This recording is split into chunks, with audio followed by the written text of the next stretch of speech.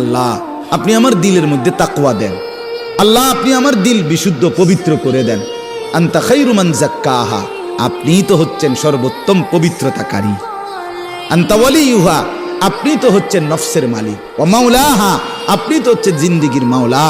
আপনি ছাড়া তাকওয়া দিবে কে? আপনি ছাড়া হেদায়েত দিবে কে মাওলা? আল্লাহুম্মা আসলিহ লি শা'নি কুল্লা ওয়া লা তাকিলনি ইলা নাফসি তারফাতা আইন।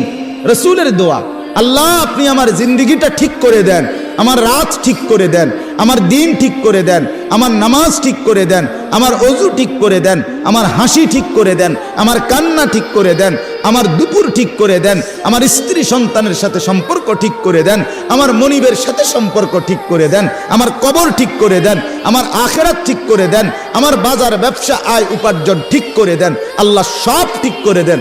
আমারে আমার মনের চাহিদার উপরে